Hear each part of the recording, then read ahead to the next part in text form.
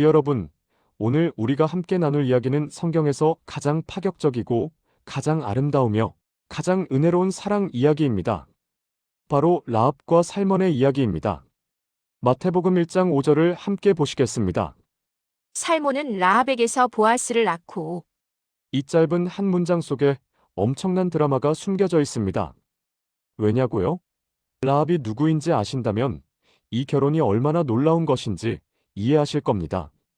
라합, 그녀는 누구였나? 여호수아 2장 1절입니다.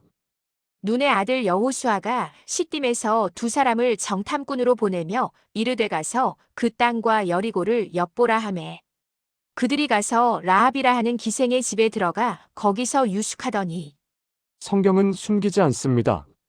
라합은 기생, 영어로 프라스터투트, 창녀였습니다.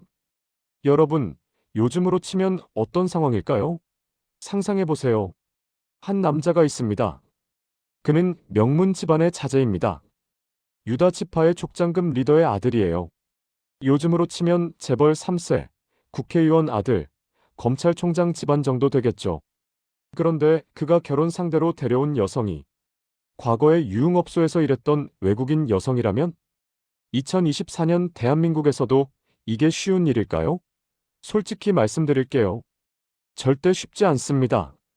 주변의 시선, 가문의 반대, 사회적 편견. 상상만 해도 벽이 느껴지지 않습니까? 그런데 3400년 전 고대 이스라엘에서 이 일이 일어났습니다. 살몬이라는 남자가 라합이라는 여인을 아내로 맞이한 것입니다. 자, 그럼 라합의 이야기를 처음부터 살펴볼까요? 이스라엘 백성이 40년간의 광야 생활을 마치고 드디어 약속의 땅 가나안에 들어가려 합니다. 그 첫 번째 관문이 바로 여리고 성이었습니다.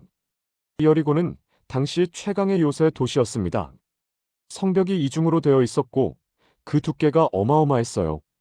요즘으로 치면 북한의 핵시설처럼 철통방어를 자랑하는 곳이었죠. 여호수아는 이 성을 정탐할 2명의 스파이를 보냅니다. 그런데 이 두 정탐꾼이 도시에 들어가자마자 발각될 위기에 처합니다. 그때 그들을 숨겨준 사람이 바로 라합이었습니다. 여호수아 2장 4에서 6절을 보세요. 그 여인이 그 두 사람을 숨기고 말하기를 과연 그 사람들이 내게 왔었으나 나는 그들이 어디서 왔는지 알지 못하였고 어두워 성문을 닫을 때에 그들이 나갔으니 어디로 갔는지 내가 알지 못하노라. 빨리 그들을 따라가라. 그리하면 따라잡으리라 하였으나 실상은 그들을 이끌고 지붕에 올라가서 그 지붕에 버려놓은 3대에 숨겼더라. 라합은 왕의 추격대에게 거짓말을 합니다. 정탐꾼들을 지붕 위 3대아마 줄기 사이에 숨긴 것이죠. 왜 그랬을까요? 라합의 대답이 여호수아 2장 9절에서 11절에 나옵니다. 그들에게 이르되 여호와께서 이 땅을 너희에게 주신 줄을 내가 아노라. 우리가 듣자 곧 마음이 녹았고 너희로 말미암아 사람이 정신을 잃었나니 너희의 하나님 여호와는 위로는 하늘에서도 아래로는 땅에서도 하나님이시니라. 여러분, 라합은 알았습니다. 이스라엘의 하나님이 진짜 하나님이라는 것을요. 그녀는 여리고에서 태어나 여리고의 신들을 섬기며 자랐습니다. 하지만 홍해가 갈라진 이야기, 광야에서의 기적들, 아모리 왕들이 무너진 소식을 들으면서 깨달은 것입니다. 저 하나님이 진짜당. 이것이 믿음입니다. 보지 않고도 믿는 것, 증거가 완벽하지 않아도 확신하는 것. 여러분, 라합이 한 일이 얼마나 위험한 것인지 아십니까? 그녀는 자기 나라, 자기 왕, 자기 민족을 배신한 것입니다. 적군의 스파이를 숨겨준 것이니까요. 발각되면 즉시 처형입니다. 가족도 연좌제로 죽습니다. 요즘으로 치면 이런 겁니다. 전쟁 중에 적국 첩보원을 자기 집에 숨겨주고 우리 군대에 그 사람 여기 없어요라고 거짓말하는 것과 같습니다. 이건 사형감이에요. 그런데 라합은 왜 이런 선택을 했을까요? 그녀는 미래를 보았기 때문입니다. 여리고가 무너질 것을 알았습니다. 그리고 살아남는 유일한 길은 이스라엘의 하나님 편에 서는 것뿐이라는 것을 깨달았습니다. 믿음은 선택입니다. 안전한 현재에 머물 것인가, 불확실하지만 참된 미래로 나아갈 것인가. 라합은 불확실한 미래를 선택했습니다. 왜? 그 불확실함 속에 확실한 하나님이 계셨기 때문입니다. 라합은 정탐꾼들과 약속합니다. 여호수아 2장 18절입니다. 우리가 이 땅에 들어올 때에 우리를 달아내린 창문에 이 붉은 줄을 매라. 그리고 내 부모와 형제와 내 아버지의 온 가족을 내 집에 모으라. 붉은 줄 스칼럿 코드. 이것이 구원의 표식이 됩니다. 여러분, 이 붉은 줄이 무엇을 상징하는지 아시나요? 출애굽기를 기억하십니까? 이스라엘 백성이 이집트에서 나올 때 6월절 밤에 문설주에 어린 양의 피를 발랐습니다. 그 피가 묻은 집은 죽음의 천사가 넘어갔죠. 이것이 패소버, 6월절의 기원입니다. 라합의 붉은 줄도 마찬가지입니다. 이것은 예수 그리스도의 피를 예표하는 것입니다. 에베소서 1장 7절 말씀입니다. 우리는 그리스도 안에서 그의 은혜의 풍성함을 따라 그의 피로 말미암아 속량 곧 죄 사함을 받았느니라. 라합을 구원한 것은 그녀의 과거가 아니었습니다. 그녀의 행실이 아니었습니다. 오직 믿음과 그 믿음을 상징하는 붉은 줄이었습니다. 오늘 우리도 마찬가지입니다. 우리를 구원하는 것은 우리의 스펙도, 도덕성도, 종교 생활의 성실함도 아닙니다. 오직 예수 그리스도의 피, 그것을 믿는 믿음입니다. 이스라엘 백성이 7일 동안 여리고 성을 돕니다. 마지막 날 7바퀴를 돌고 함성을 지르자 그 견고한 성벽이 와르르 무너져 내립니다. 이것은 역사적 사실입니다. 고고학자들이 여리고를 발굴했을 때 성벽이 안으로 무너진 것이 아니라 바깥으로 무너진 흔적을 발견했습니다. 보통 성벽은 공격을 받으면 안으로 무너지는데 여리고 성벽은 바깥으로 무너졌던 것이죠. 이것은 성경의 기록과 정확히 일치합니다. 그 처참한 멸망의 현장에서 단 한 가정만 살아남습니다. 여호수아 6장 25절입니다. 여호수아가 기생 라합과 그의 아버지의 가족과 그에게 속한 모든 것을 살렸으므로 그가 오늘까지 이스라엘 중에 거주하였으니 라합과 그녀의 가족이 살아남았습니다. 그리고 성경은 분명히 기록합니다. 오늘까지 이스라엘 중에 거주하였으니 라합은 더 이상 이방인이 아니었습니다. 더 이상 가나안 사람이 아니었습니다. 그녀는 이스라엘의 일원이 되었습니다. 자, 이제 살몬 이야기를 해보겠습니다. 성경의 살몬에 대한 직접적인 기록은 많지 않습니다. 하지만 족보를 통해 추론할 수 있습니다. 마태복음 1장 4-5절입니다. 아람은 아미나답을 낳고 아미나답은 나손을 낳고 나손은 살몬을 낳고 살몬은 라합에게서 보아스를 낳고 살몬의 아버지는 나손입니다. 나손이 누구냐고요? 민수기 1장 7절을 보시면 나손은 유다 지파의 족장입니다. 이스라엘 12지파 중 가장 큰 지파, 왕족을 배출하게 될 유다 지파의 지도자였습니다. 그리고 민수기 2장에 따르면 이스라엘이 행군할 때 유다 지파가 맨 앞에 섰습니다. 나손은 그 선봉의 지도자였습니다. 살몬은 바로 그 나손의 아들입니다. 요즘으로 치면 왕자급이에요. 청와대 경호실장 아들, 삼성 이재용 회장 아들, 그 정도의 지위를 가진 사람입니다. 유대 전승주의시 트러디션에 따르면 살몬은 여리고에 들어간 두 정탐꾼 중 한 명이었을 가능성이 있습니다. 성경에 두 정탐꾼의 이름이 명시되어 있지 않지만 일부 랍비 문헌에서는 살몬과 갈렙 또는 다른 이름을 지목합니다. 만약 이것이 사실이라면 살몬은 라합의 집에서 목숨을 구한 사람이었습니다. 그리고 그는 그 여인에게서 무언가를 보았습니다. 살몬이 라합에게서 본 것. 여러분, 살몬이 라합에게서 무엇을 보았을까요? 단순히 예쁜 외모? 아니요. 만약 그랬다면 그냥 지나쳤을 겁니다. 어차피 이방인 기생은 결혼 상대가 될 수 없으니까요. 살몬은 라합의 믿음을 보았습니다.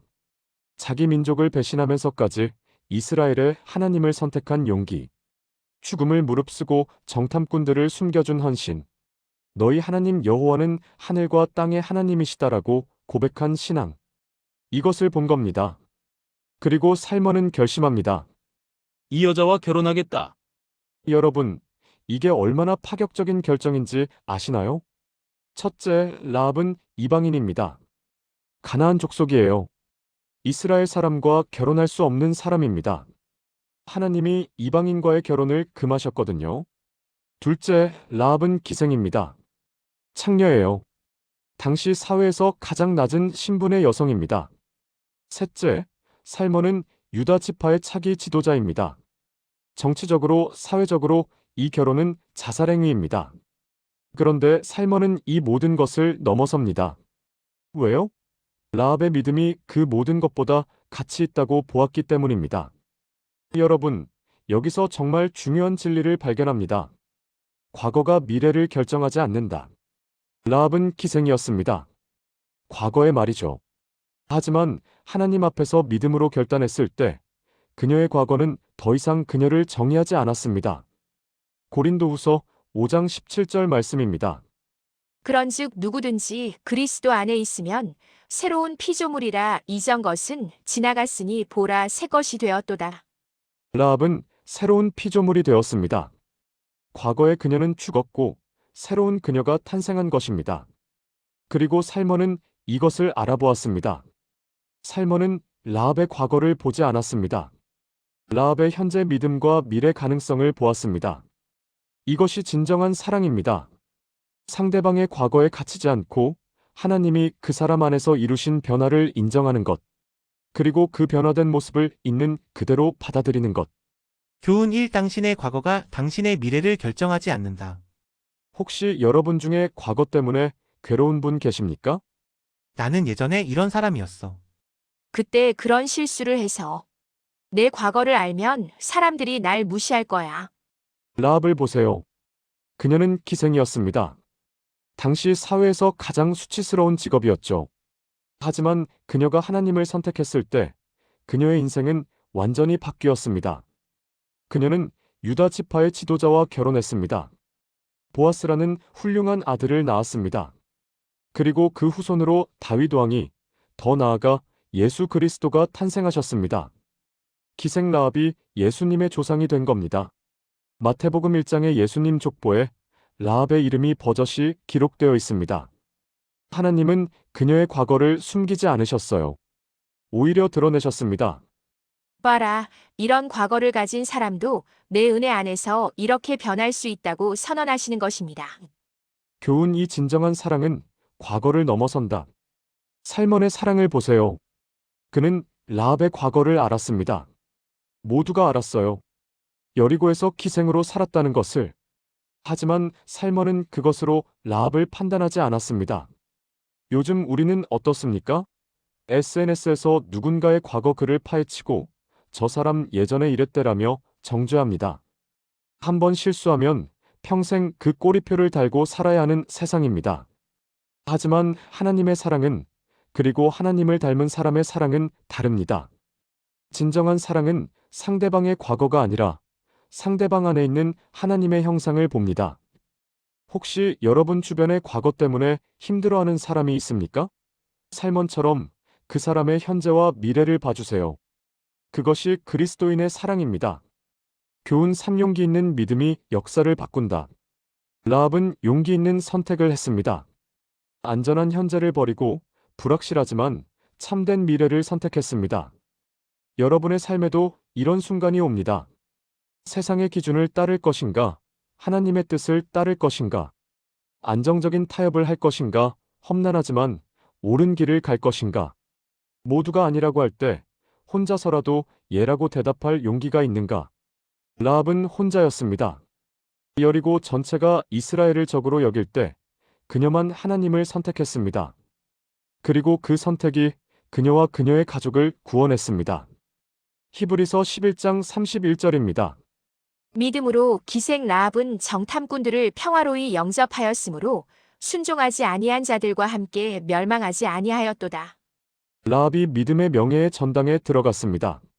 아브라함, 이삭, 야곱, 모세와 같은 반열에 기생 라합이 있습니다.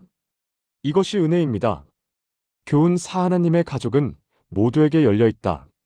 라합은 이방인이었습니다. 가나안 사람이었어요. 하지만 그녀는 이스라엘의 일원이 되었습니다. 단순히 살아남은 것이 아니라 유다 지파의 족장 가문에 편입되었습니다. 에베소서 2장 19절 말씀입니다. 그러므로 이제부터 너희는 외인도 아니요 나그네도 아니요 오직 성도들과 동일한 시민이요 하나님의 권속이라. 하나님의 가족에는 입장 조건이 없습니다. 학력, 재산, 출신, 과거 이런 것들이 장벽이 되지 않습니다. 오직 믿음만이 조건입니다. 여러분이 어떤 배경을 가졌든 어떤 과거를 가졌든 예수 그리스도를 믿는다면 여러분은 하나님의 자녀입니다. 아브라함의 후손입니다. 천국 시민권자입니다. 마지막으로 이 커플의 후손을 살펴보겠습니다. 라합과 살몬 사이에서 보아스가 태어납니다. 보아스는 누구입니까? 룻기의 주인공입니다. 이방 여인 룻을 기꺼이 아내로 맞이한 그 사람입니다. 아버지 살몬이 이방인 라합을 사랑으로 받아들였듯이 아들 보아스도 이방인 룻을 사랑으로 받아들입니다. 이것은 우연이 아닙니다. 아버지의 믿음과 사랑이 아들에게 전수된 것입니다. 그리고 보아스와 룻 사이에서 오벳이, 오벳에게서 이새가, 이새에게서 다윗 왕이 탄생합니다. 다윗의 자손으로 솔로몬이, 그리고 수많은 왕들이, 그리고 마침내 예수 그리스도가 오셨습니다. 여리고 성의 기생이었던 라합, 그녀의 믿음이 어디까지 이어졌는지 보이십니까? 인류의 구원자이신 예수 그리스도까지 연결됩니다. 사랑하는 여러분, 라합과 살몬의 이야기가 우리에게 말합니다. 당신의 과거가 무엇이든 하나님 앞에서 끝이 아닙니다. 라합이 창녀였다고요? 하나님은 그녀를 왕의 조상으로 세우셨습니다. 라합이 이방인이었다고요?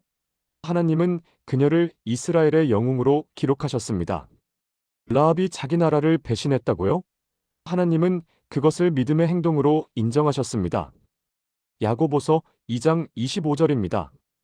또 이와 같이 기생 라합이 사자들을 접대하여 다른 길로 나가게 할 때에 행함으로 의롭다 하심을 받은 것이 아니냐.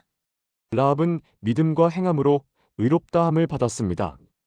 오늘 여러분도 마찬가지입니다. 과거에 얽매이지 마세요. 실패에 주저앉지 마세요.